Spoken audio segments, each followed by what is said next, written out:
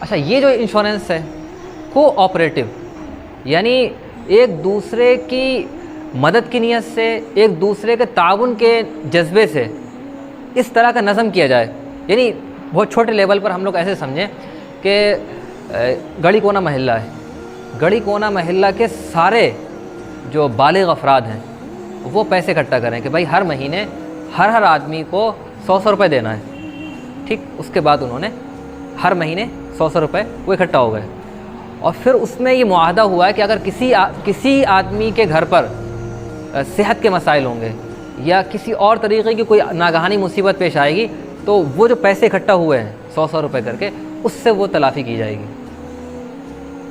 تو یہاں کوئی سود خورانہ ذہنیت کام نہیں کر رہی ہے.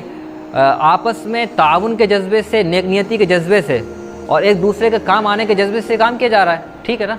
اس میں کوئی مسئلہ نہیں ہے. تو یہ ہے کوآپ، اس کو کوئی بھی ناجائز نہیں کہتا ہے. اچھا، اس کی آپ کو جو ہے وہ اسلام میں مثالیں ملیں گی. دیکھیں آپ، قرآن یہ کہتا ہے وَتَعَاوَنُوا عَلَى الْبِرِّ وَالتَّقْوَىٰ، نیکی اور پرہیزگاری کے کاموں پر مدد کرو اور گناہ اور ظلم پر مدد نہ کرو. تو یہ جو کو آپریٹو سسٹم ہے، انشورنس کا سسٹم ہے، ظاہر ہے وہ تعاون کی ایک صورت ہے. تعاون یعنی آپس میں ایک دوسرے کی مدد کرنا، وہ اس کی صورت ہے. اور قرآن اس کا ہمیں حکم دے رہا ہے کہ جہاں پر بھی کوئی ایسا موقع ہے، بھلائی کا موقع ہو، خیر خواہی کا موقع ہو، وہاں ایک دوسرے کی ہمیں مدد کرنا چاہیے. اور ہمیں اس کی مثالیں جو ہیں وہ حدیث سے ملتی ہیں. اللہ کے رسول صلی اللہ علیہ وسلم نے یہ ارشاد فرمایا تھا، یعنی یہ کو آپریٹو سسٹم کی مثال ہے کہ اللہ کے رسول صلی اللہ علیہ وسلم نے فرمایا کہ اگر تم میں سے کسی شخص کا انتقال ہو جائے اور وہ مال دولت چھوڑ کر مرتا ہے، تب تو ظاہر اس کے جو وارثین ہیں وہ اس کے مال کے حقدار ہوں گے. اگر کوئی آدمی کا انتقال ہوتا ہے اور وہ قرضہ چھوڑ کر جا رہا ہے یا بال بچے چھوڑ کر جا رہا ہے اور ان کا کوئی پرسان حال نہیں ہے، ان کے کھانے پینے کے مسائل ہیں، ان کے اور دوسرے مسائل ہیں، تو اللہ کے رسول صلی اللہ علیہ وسلم نے فرمایا تو میرے پاس آئے اور میں اس کا ذمہ دار ہوں گا. یعنی وہی چیز ہے یہ، یعنی باہمی تعاون کے جذبے سے حضور نے فرمایا کہ اگر اس طریقے کی کہیں صورتحال پیش آتی ہے جہاں کسی کے قرضے کا مسئلہ ہے، جہاں کسی کے بچوں کے کھان پان کا مسئلہ ہے، تو اس کا جو ہے انتظام حضور صلی اللہ علیہ وسلم فرما رہا ہے میں کروں گا. اور مسلمانوں کے بارے میں یہ حدیث بڑی اہم ہے اور یہ چیز جو ہے وہ ختم ہوتی جا رہی ہے. اللہ کے رسول صلی اللہ علیہ وسلم نے فرمایا کہ مسلمانوں کی مثال جو ہے، یعنی آپس میں وہ ایک دوسرے سے محبت کریں، آپس میں ایک دوسرے سے شفقت کا معاملہ کریں، آپس میں ایک دوسرے سے رحم دلی کا معاملہ کریں. یہ پوری جو مسلم کمیونٹی ہے اس کے بارے میں حضور فرما رہے ہیں. یعنی وہ مسلمان فرخ آباد میں رہتا ہو،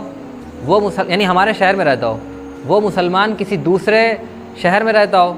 وہ مسلمان کسی دوسرے اسٹیٹ میں رہتا ہو، کسی دوسری کنٹری کے اندر رہتا ہو، دنیا کے کسی کونے میں رہتا ہو، افریقہ کے جنگل میں رہتا ہو، وہ سارے کے سارے بھائی بھائی ہیں. انما المؤمنون اخوہ، مسلمان سارے کے سارے بھائی بھائی ہیں. اور اس چیز کو اسلام نے بہت زیادہ اہمیت دی ہے کہ مسلمان ایک امت ہے، کفر ایک ملت ہے، ایک مذہب ہے، اس کے مقابلے میں جو مسلمان ہیں وہ پورا ایک ملت ہے، ایک مذہب ہے، سارے کے سارے بھائی بھائی ہیں، وہ کہیں بھی رہتے ہوں. یعنی اسلام کے اندر یہ جو لکیریں کھینچ دی گئی ہیں نیشنلزم کی، یہ لکیریں میٹر نہیں کرتی ہیں. نیشنلزم کی جو لکیریں کھینچ دی گئی وہ اسلام کے اندر میٹر نہیں کرتی. وہ کہیں بھی رہنے والا ہو، اگر وہ کلمہ پڑھنے والا ہے، اللہ اس کے رسول کا نام لینے والا ہے، تو پھر وہ ہمارا بھائی ہے، مسلمان ہے. تو حضور نے فرمایا کہ یہ جو پوری یعنی مسلم امت ہے، یہ ایسا سمجھو ایک جسم کی طرح ہے. یہ ایک جسم کی طرح. اور جسم کا معاملہ کیا ہوتا ہے؟ جسم کا معاملہ یہ ہوتا ہے کہ اگر کسی ایک عضو کو کوئی پریشانی ہے، کسی ایک عضو کو کوئی مسئلہ ہے، تو اس کی وجہ سے پورا جسم متاثر ہو رہا ہے. یعنی ایک عضو کو کوئی دقت ہے اور پورا جسم متاثر ہو رہا ہے. یہ چیز جو ہے وہ اللہ کے رسول صلی اللہ علیہ وسلم نے ہمارے اندر ڈیولپ کرنے کی کوشش کی ہے. یعنی وہ کہا ہے نا شاعر نے، خنجر چلے کسی پر تڑپتے ہیں امیر، سارے جہاں کا درد ہمارے جگر میں ہے. یعنی فلسطین کے کسی مسلمان کے گولی لگتی ہے تو اس کا درد اگر ہم اپنے سینے میں محسوس نہیں کر رہے ہیں تو ہمیں جائزہ لینا پڑے گا کہ ہم سچے مسلمان ہیں یا نہیں ہیں. اگر افغانستان کے اندر کسی مسلمان بھائی کو پیر میں کانٹا چبھ رہا ہے اور میرے سینے میں اس کی تکلیف محسوس نہیں ہو رہی ہے تو پھر ہمیں جائزہ لینا پڑے گا کہ ہم مسلمان یعنی ایمان پکا ہے نہیں. کیونکہ اللہ کے رسول نے یہ بتایا ہے کہ پوری مسلم امت جو ہے وہ ایک جسم کی طرح ہے، اور جسم کے کسی ایک عضو کو تکلیف ہو رہی ہے تو سارا جسم اس سے متاثر ہوگا۔ اور وہ RSS کے ایک پالیسی میکر ہیں، نام ان کا میرے ذہن سے نکل رہا ہے، ابھی 3-4 سال پہلے انہوں نے یہ بات کہی تھی کہ مسلمان اگر انڈیا کے اندر وہ سلامتی کے ساتھ اور اچھے طریقے سے رہنا چاہتے ہیں تو انہوں نے 3 نکاتی فارمولہ پیش کیا تھا۔ تو اس میں سے ایک یہی بات کہی تھی کہ وہ یعنی اپنے آپ کو جو عالمی امت کہہ رہے ہیں وہ تصور چھوڑ دیں۔ ایک بات انہوں نے یہ کہی تھی، ایک بات یہ بھی کہی تھی کہ ہمیں کافر کہنا چھوڑ دیں، اور تیسری بات یہ کہی تھی کہ جہاد کو چھوڑ دیں۔ تو یہ چیز سمجھنے کی، تو بہرحال یہ ظاہر ہے جب ہم اور آپ سارے لوگ یہ سمجھیں گے کہ فلاں بھی میرا بھائی ہے وہ مسلمان ہے، فلاں بھی میرا بھائی مسلمان ہے، فلاں بھی میرا بھائی ہے، تو پھر یہ چیز ہمیں آمادہ کرے گی کہ ہم ایک دوسرے کی مدد کریں، ایک دوسرے کے کام آئیں، ایک دوسرے کے ہیلپ کریں۔ حضور نے فرمایا المؤمن للمؤمن کالبنیان یشد بعضہ بعضا، کہ مسلمان کے لیے ایسے ہی ایسے سمجھو جیسے ایک عمارت ہوتی ہے، ایک عمارت کھڑی ہے اور اس کی جو اینٹیں ہیں وہ یعنی پوری جو مسلم کمیونٹی ہے وہ ایک عمارت کی طرح ہے، اور اس کے جو فرد ہیں وہ اینٹوں کی حیثیت رکھتے ہیں، اس کے جو فرد ہیں تو ظاہر ہے وہ ساری جو اینٹیں ہیں وہ ساری اینٹیں مل کر ایک عمارت کو وجود بخش رہی ہیں۔ ایسی سارے مسلمان جو ہیں وہ آپس میں ان کی حیثیت جو ہے وہ اینٹوں کی، اور حضور صلی اللہ علیہ وسلم نے جب یہ حدیث بیان کی تو آپ نے ایسے کر کے انگلیاں کر کے بتایا کہ ایسے کر کے جو ہے وہ سب بھائی بھائی ہیں، اور اسی طریقے سے اگر ہم رہیں گے تو فائدہ ہوگا، اور یہی چیز ختم ہو رہی ہے جس کی وجہ سے ہم اور آپ اس سے گزر رہے ہیں جو آپ دیکھ رہے ہیں۔ تو کہنے کا مطلب یہ کہ قرآن میں حکم دیا گیا کہ نیکی اور بھلائی کے کاموں میں ایک دوسرے کی مدد کریے۔ حضور نے بتایا کہ پوری مسلم امت جو ہے، پوری کمیونٹی وہ ایک جسم کی طرح ہے، یہ بتایا کہ پوری کمیونٹی ایک عمارت کی طرح ہے، اور اس کے جو افراد ہیں وہ اینٹوں کی حیثیت رکھتے ہیں۔ اور ایک موقع پر حضور صلی اللہ علیہ وسلم نے یہ اشعار قبیلہ ہے ان کے لوگوں کی تعریف فرمائی تھی کہ ان کا حال یہ ہے کہ اگر کبھی ایسا موقع ہو جاتا ہے کہ کھانے کی قلت ہو جائے یا ان کے یہاں مصیبت پیش آ جائے تو وہ یہ کرتے ہیں کہ ان کے پاس جو کچھ بھی ہے، ان کے پاس جو کچھ بھی ہے، کسی کے پاس کھجور ہے، کسی کے پاس گیہوں ہے، کسی کے پاس گندم ہے، سب سے کہا جاتا ہے کہ بھائی آپ لوگ جو ہے وہ لے آؤ۔ پھر اس کے بعد وہ ایک کپڑے میں جمع کر لیتے ہیں اور برابر سب کو تقسیم کر دیتے ہیں۔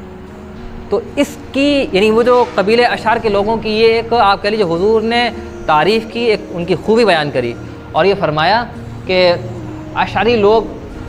جب وہ جنگ میں ہوتے ہیں اور مدینہ میں ان کے کھانے کی قلت ہو جائے، جمعوا ما کان عندهم فی صوب واحد، جو کچھ ان کے پاس ہے وہ ایک کپڑے میں جمع کرتے ہیں، پھر برابر تقسیم کر لیتے ہیں۔